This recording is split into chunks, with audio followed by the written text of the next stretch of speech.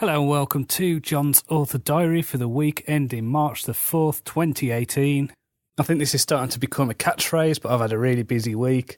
I've been working really hard to try and get this draft of Blind Gambit finished. Now, last week I mentioned there was something slowing me down with the draft. The book's outlined in quite a bit of detail, so I know that the story itself is fine. But what I was finding is when I flipped between the real world and the virtual world within the story, it was really slowing me down because my main character's blind and is able to see the virtual world in all its vividness. But in the real world, I'm having to use different central cues, so it's taking me a lot to think about how I'm writing these chapters. And because I was following the outline, I was flipping between these different ways of writing, these different mindsets, and I changed it up this week. Now, I think last week I was just approaching the midpoint. I think I was somewhere around scene 23, 24. I'm at a point now where I've only got 3 scenes left to write, so making this little change in ordering my scenes. So I wrote all the real world scenes together, and then I'm writing all the virtual world scenes now. Doing that has meant that I've written about 24, 25 scenes this week, which is quite amazing.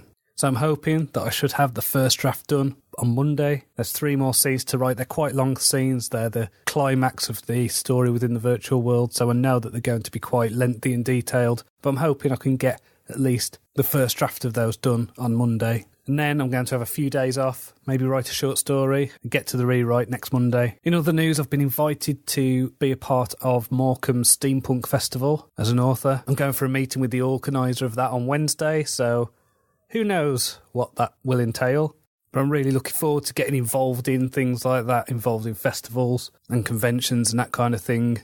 I feel that they're a really good way to meet other authors and reach out to new fans. So I'm really excited about getting involved with that. I carried on with my Udemy course on editing this week as well and finished that. Now, I'm not sure how much this will actually add to my fiction writing, but for my freelance journalism, I think it's going to be really helpful just to kind of think about the way I structure articles and things like that. I mean, I'm at a point now with my freelance career that I am winding it down. I'm only taking commissions now by invite, so I'm not chasing around trying to pitch ideas. So it's nice to do that because it is a different style of writing. It is much more immediate. And I think it's good just to keep one foot in the door with places like The Guardian just in case, for some reason, this author thing doesn't work out for me. I was out with Digit the other day, just going for a walk, and I had a great idea for a series of science fiction novellas, which I'll add to the list. I said to myself I'll work on it once I've got the 4th book of the Wasteland series done, the Black Death series, 2 fantasy series, and a space opera series that I've got planned.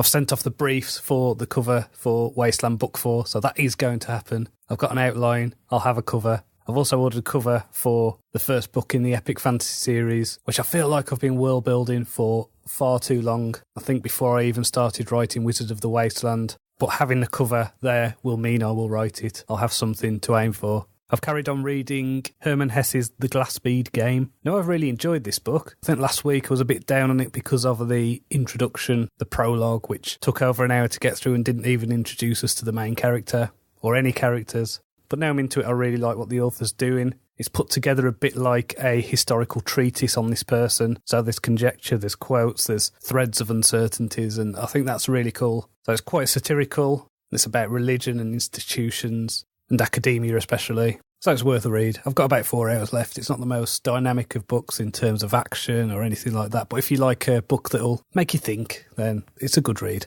As well as that, I also read a really cool Philip K. Dick story. This one was called The Commuter, and this is a kind of alternate history story, I guess you'd call it, a kind of parallel universe tale where a potential history comes into existence 7 years after the event that meant that it shouldn't have happened. And so this is about the appearance of a town and a community, but this town shouldn't exist, and it appeared from nowhere as if it was always there. And so it's that classic kind of Philip K. Dick story where it just messes with your head enough to leave you wondering what's going on. And that was in his Electric Dreams collection, which I've been working through, so do check that out. Finally, I've had a question from E.M. Swift-Hook, who asks, how does your interest in art connect to your writing? That's a good question. I've not really thought about that before. I guess I've always had a kind of creative drive. And over the years, this has manifested in many different ways. When I was growing up, this meant playing guitar or creating computer games on my Commodore 64. As I got older, this meant painting and doing things like performance art. And then over the last few years, this has meant writing fiction.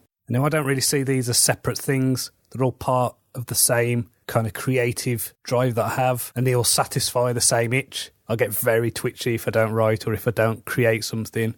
And I think one of my biggest frustrations I used to have in full-time work was that whatever I was doing, I felt like I was wasting my time. In terms of how it figures into my work, if you're talking about art in the visual art sense, I mean, one thing it taught me was to not go with your first idea, to sketch. So with characters, for example, I'll do a sketch, and then when I do this will be in the sense of I will write a short story with that character to get their voice, to get their feel. It's also taught me just to do stuff, just to get on with things, to not wait around for someone else to give you the go-ahead. You know, I ran my own art magazine about a decade ago, and put on exhibitions and organise music festivals and things like that. And this is why I'm an indie author, because I don't want people to tell me what to write, what to do, how to do it. I'm in control of this, and if I mess up, then it's on me. And so that kind of DIY spirit of just getting out there, doing it, kind of a bit of a punk feel, in the sense that I've got no interest in seeking an agent or trying to impress an editor at a conference. My thing is I want to write books, I want people to read them, and then I want to write more books and have more people read them, and so on, and so on.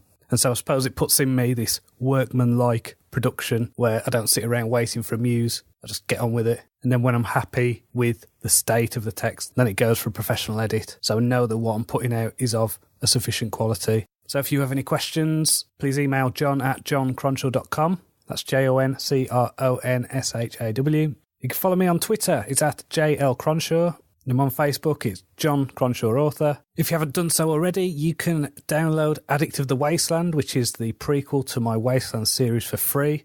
Simply go to tinyurl.com/getmyprequel, and the story will be delivered to your inbox. So until next time, cheerio.